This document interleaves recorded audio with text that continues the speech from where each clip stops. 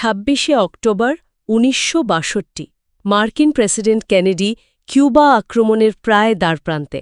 ওদিকে Fidel Castro মস্কোকে চিঠি লিখছেন, বলছেন দরকার হলে পারমাণবিক হামলা চালান। আর তারপরের দিন ২৭শে অক্টোবর, যাকে বলে ব্ল্যাক স্যাটারডে, মানে স্নায়ুযুদ্ধের সম্ভবত সবচেয়ে ভয়ঙ্কর দিনগুলোর একটা। ঠিক, কিউবার আকাশে একটা মার্কিন U-2 গোয়েন্দা বিমান ভূপাতিত করা হল, পাইলটও মারা গেলেন। আর প্রায় একই সময়ে একটা সোভিয়েত সাবমেরিন B-59 পারমাণবিক টর্পিডো নিয়ে তৈরি, মার্কিন নৌবাহিনীর ডেপথ চার্জে আক্রান্ত, বাইরের দুনিয়ার সাথে কোনো যোগাযোগ নেই। ভেতরের অফিসাররা ভাবছেন যুদ্ধ বোধহয় লেগেই গেছে। কি ভয়ঙ্কর পরিস্থিতি! এক কথায় গায়ে কাঁটা দেওয়ার মতো। এই যে ১৩ দিনের চরম উত্তেজনা, মানে কিউবান মিসাইল ক্রাইসিস, এটাই আজ আমরা আলোচনা করব। কিছু নির্দিষ্ট নোটস আর একটা ইউটিউব ভিডিও তথ্যের উপর ভিত্তি করে দেখব বিশ্ব কিভাবে প্রায় ধ্বংসের মুখে চলে গিয়েছিল। আর শেষ পর্যন্ত বাঁচলই বা কী করে? হ্যাঁ, সেটাই। তো শুরুটা বুঝতে হলে একটু পেছনে যেতে হবে, মানে বিপ্লবের আগে কিউবার অবস্থাটা। আচ্ছা, নামে স্বাধীন ছিল, আসলে তো মার্কিন প্রভাব বলয়ই ছিল, তাই না? ঠিক তাই। মার্কিন কোম্পানিগুলো ধরুন চিনি, খনি, তেল এইসব গুরুত্বপূর্ণ শিল্প নিয়ন্ত্রণ করত, আর বাতিস্তা সরকার তো ছিল দুর্নীতিগ্রস্ত, আমেরিকার কথায় চলত। তারপর এলেন কাস্ট্রো, ১৯৫৯ বিপ্লব হল। উদ্দেশ্য ছিল মার্কিন প্রভাব কমানো, দেশের সম্পদ দেশের হাতে আনা। একদম, জাতীয়করণ করলেন সব। এতে আমেরিকার স্বার্থে বিশাল আঘাত লাগল। স্বাভাবিকভাবেই তারা ক্ষেপে গেল।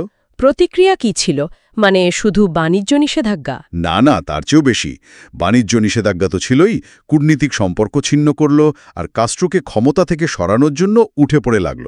ব্যর্থ বে অফ পেগস আক্রমণ হল, অপারেশন মঙ্গুসের মতো গোপন প্ল্যান, এমনকি কাস্ট্রোকে হত্যার চেষ্টাও হয়েছে অনেকবার। এত চাপ! তাহলে কিউবার সোভিয়েত ইউনিয়নের দিকে ঝোঁকাটা তো একরকম বাধ্য হয়েই, আত্মরক্ষার জন্য। আসলেও তাই।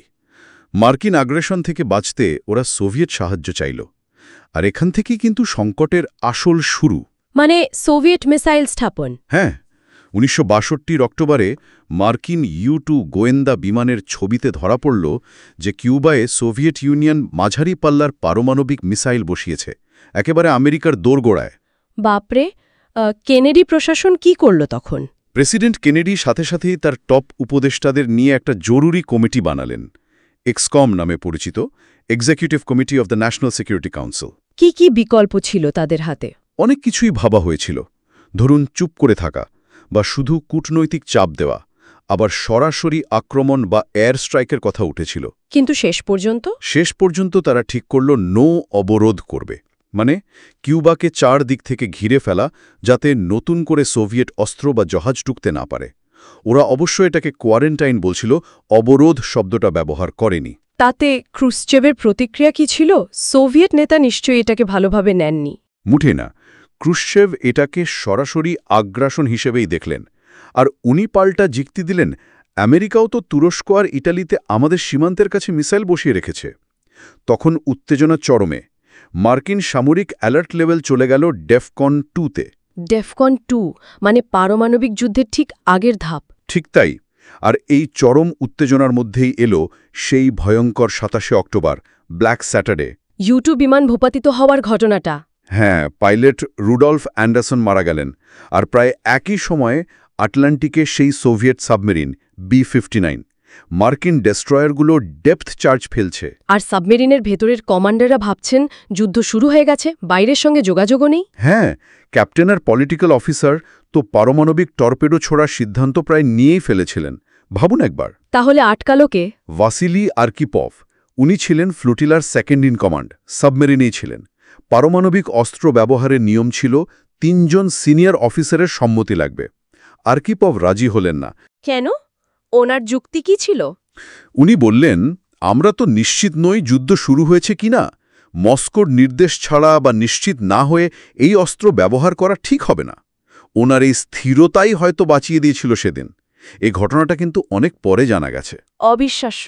একদিকে প্রায় যুদ্ধ লেগে যাওয়ার অবস্থা, অন্যদিকে কি পর্দার আড়ালে কথা চলছিল। হ্যাঁ, সেটাই গুরুত্বপূর্ণ। মারাত্মক উত্তেজনার মধ্যেও কিন্তু গোপন কূটনৈতিক চ্যানেল খোলা ছিল। কেনেডি ভাইরা KGB অফিসারদের সাথে যোগাযোগ রাখছিলেন। এমনকি এবিসি নিউজের একজন সাংবাদিক জন স্কলি তিনিও একটা পর্যায়ে মধ্যস্থতা করেন। আচ্ছা, এই গোপন আলোচনাতেই কি সমাধানের পথ বেরোল? মূলত তাই ক্রুশ্চেভ প্রস্তাব দিলেন, আমেরিকা যদি কথা দেয় যে কিউবায় আর আক্রমণ করবে না, তাহলে সোভিয়েত ইউনিয়ন মিসাইল সরিয়ে নেবে। আমেরিকা কি রাজি হল? প্রাথমিকভাবে হ্যাঁ, কিন্তু ক্রুশ্চেভ পরে আরেকটা শর্ত জুড়ে দিলেন, তুরস্ক থেকে মার্কিন জুপিটার মিসাইল সরাতে হবে। এটা তো আমেরিকার জন্য কঠিন ছিল, মানে ন্যাটো মিত্রদের কাছে মুখ দেখানো মুশকিল। ঠিক, প্রকাশ্যে মানাটা কঠিন ছিল। এখানেই রবার্ট কেনেডি আর সোভিয়েত রাষ্ট্রদূত আনাতোলি ড্যাব্রিনিনের মধ্যে একটা গোপন সমঝোতা হলো। কি ছিল সেই সমঝোতা? আমেরিকা তুরস্ক আর ইতালি থেকে তাদের মিসাইল সরাবে, তবে সেটা গোপনে। সোভিয়েত ইউনিয়ন এই বিষয়টা নিয়ে হইচই করবে না।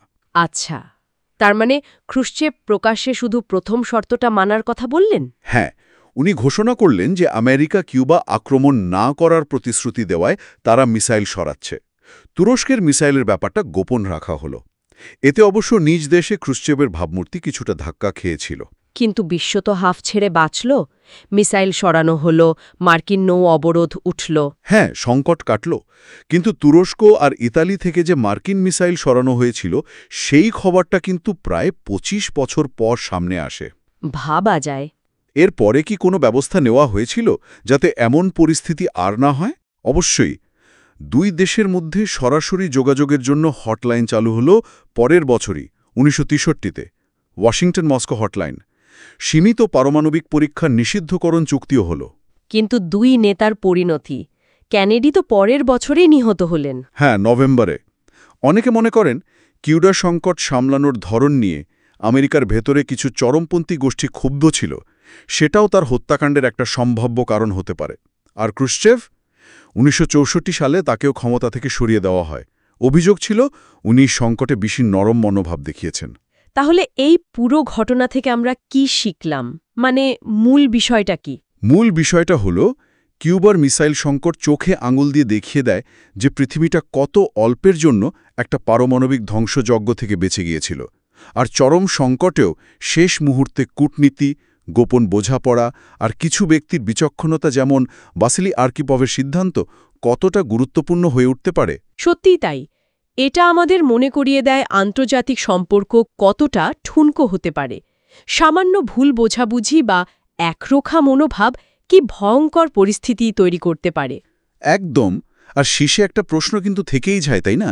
ইতিহাসের এই রকম চরম মুহূর্তে দাঁড়িয়ে নেতাদের ব্যক্তিগত সিদ্ধান্ত, তাদের প্রজ্ঞা, সেটাই কি শেষ কথা বলে, নাকি তার চেয়েও বড় কোনো ভূরাজনৈতিক খেলার চাপই আসলে সবকিছু নিয়ন্ত্রণ করে? এই ভাবনাটা না হয় শ্রোতাদের জন্যই তোলা থাকলো।